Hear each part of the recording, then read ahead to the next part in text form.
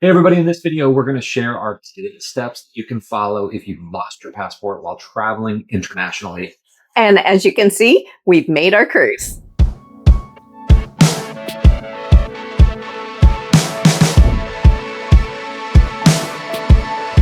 Hey everybody, I'm Sean. And I'm Deb. And welcome back to the channel. So we had a very interesting experience when we were traveling around London in that we lost our passports, had our passports stolen. And so we made a whole video on that. You can hear the story all about it. Just go watch. We'll link above to the video to it. Mm-hmm. But from this, you can see we made it to our cruise ship. It was only one day late. Yeah, we did. It was one day late. And we worked with Princess Cruise. They were very good about working with us to get us on the next port, which was still in England. So if you ever have a question of whether you miss your initial embarking time, if you can catch up to a cruise, the answer is if the cruise line will work with you, which Princess did a great job with us. We were really happy with it. Yep. So, but what we thought we would do out of this, I mean, you know, we had a lady who told us, oh, I've heard of people having their passports stolen, but I've never met anyone who had it happen. It does happen. Like, and then, you know, when you're abroad, it's hard. So we're going to share with you our 10 steps that we took and you may need to take too. Yeah. If your passport is lost or stolen. Yeah. So we'll start with number one. Number one, don't panic. Yeah. This is hard. This is really hard. It's hard because when I realized that my backpack was stolen, I immediately went to, oh, my laptop was in it and what's in it. And then when I realized our passports were in it, man, panic set in because we had planned the next day to go to Belgium and then to the Netherlands. And you want to make sure they're actually missing or stolen before you report them missing or stolen. 100%. Once you start the process of the next 9 steps, you cannot undo it. Yeah. So once they're reported as lost or stolen, they are no longer valid, even if they show up later that day. So we got my backpack back, and so we had the passports in them. So we were like, we went to the embassy and said, can we stop the process? And they said, absolutely not. Once they're stolen, they're gone. They're gone. Okay, number 2, you need to report it lost or stolen with the correct department. So with you, I think you contacted the embassy itself? Immediately. So the nice thing about the embassy in London was that we had very clear directions as to what to do. They had an email address to send a note to. And so we sent that email. We did get a reply email that said, we've received your email. But at that point, it seems they were canceled. So number 3, if you misplaced them or lost them, that's one thing. But if it was stolen, as ours were in a backpack, make sure you go to local authorities just to mention or file a report. File a crime report. Yeah. And we went to the local police station. It took about a half an hour. And this was in a suburb of London, so it wasn't too bad. It was easy. And they took it. They did it. I'm not sure they did much with it. You know, crime like that happens periodically. So we, as things progressed, as we got the backpack back, they gave us a little card with our case number and everything, and a URL. We updated our case report and told them, hey, we got the backpack back. Number 4. Check with the local embassy to understand the process. Yeah. So you want to get online and read and decide what you're doing. There is both a walk-in process where you can get in line early in the morning, or there's also a make an appointment. So just understand which one is going to be more appropriate for you. Yeah, and I think the bigger embassies in the big cities are going to have those laid out. If you're in a smaller city with a smaller embassy, you're going to need to go to that embassy and understand what the process is. So then show up at the embassy. Yeah. So for us, we had reported with the embassy that our passports were stolen. And you do eventually get an email saying, make an appointment. Yeah. For us, the email came like 2 or 3 days later. Well, we didn't wait. Yeah. We just we had gotten in line. The embassy opened at 7:30. So we got in line probably by 7. And we wanted to be there that day, the next day, to start the process. And bring your photo ID on this day. That is really important. Obviously, if you don't have your passport, that's fine, but you need to bring a driver's license or something that has your photo. Even if you have your picture of your passport on the phone, that's good.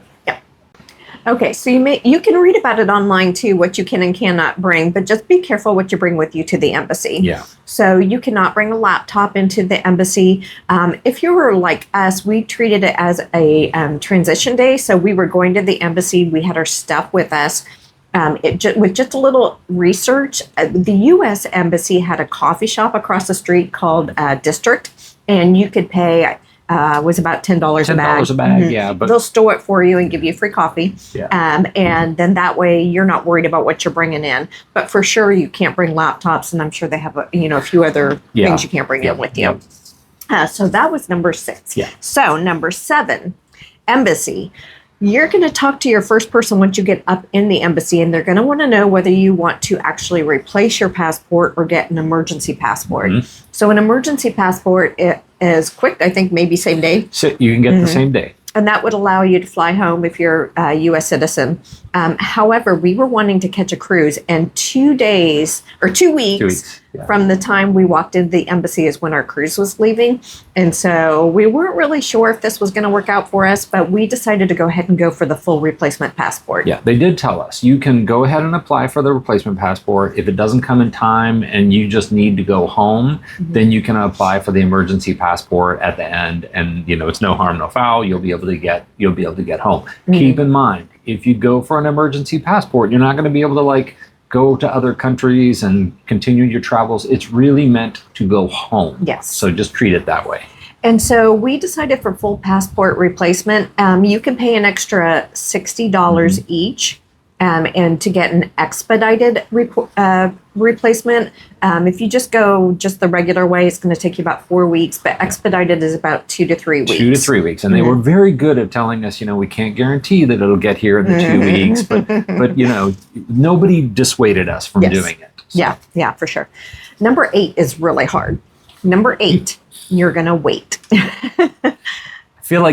I feel like what we did was we distracted ourselves. We did distract ourselves. Here we were. We had planned on going to Belgium and Amsterdam or the Netherlands, and so we were like, you know what? Let's just not sit in London. Let's go explore more of England. Yeah. And so we went to Bristol and we went to Bath. Yeah. We would have never, or not never, but on this trip we wouldn't have seen Bristol and Bath, and we enjoyed both of those cities. So while you're waiting, don't try to focus on it. And also, I will say, they told us at the embassy, and we read it online, so both, that when the passports were being processed, we would get email updates. Right. So we did not hear peep from the embassy or anything. During the whole waiting period, we didn't hear anything. Now, as you'll see if you watch the video, you have to bring, for England, you have to bring a prepaid envelope with postal mail. And they give you a tracking code on that. So, and you can check that. So when our passports did show up, we were kind of shocked because we had read that we were kind of shocked. We were super shocked because we had read that once the passports are being processed, they send you an email, and then it's another week. So we were getting really nervous because now it was the Friday that the cruise was leaving, and then there were our passports. So we were in the middle of a government shutdown, so that may have impacted communications and things like that. Yeah. So.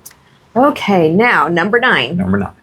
Collect your Go get your passport. Sigh of relief. Check them over. Just make sure everything's okay. So, I'm sure it's fine because you filled out all the paperwork when you were at the embassy. Yeah, but it doesn't hurt to check. So we had set our passports to be on the Royal Post to go to the hotel we were staying at. And so when we arrived at the hotel, we asked the young lady who's checking us in to go check and see if they had come in. And she's like, "Oh, they're here." Yeah. And we so fantastic. Bounced around the lobby. It was awesome. Okay, so number 10. Number 10. Take photos of we keep photos of our passports on our phone anyway. Yep. So updating everything on your phone. You're probably going to have other places you're going to have to update your passport. You're going to have a new passport number. So, if you have, frequent flyer airlines that you work with, and you put that information in, you're going to need to go update your passport. Yep. And then I guess the last thing is just treat them like they're gold. I mean, like I said, I immediately thought, oh, my laptop's gone. A laptop can be replaced. I could, a lot of places I can go buy it the same day. A passport, very, very difficult process to get replaced. So treat it like such. Don't let it out of your sight. It was my mistake that, oops, it went away. But I'm going to be treating them a lot more seriously. We as are very travel thankful around, that so. we made our cruise. Yeah, we did. I mean, look at this. We made it. Absolutely amazing. And thank you so much to Princess Cruises for working with us and allowing us to get on a Yes, day late. absolutely. Yeah. That was amazing. So that's it. We hope this is helpful. Bookmark this. If you're a traveler and you travel internationally, like and bookmark this video, because who knows, it might happen to you, and here's the 10 steps you should follow. So we hope you like it. Be sure to like and subscribe, Thank you for joining us. and we'll see you in the next video.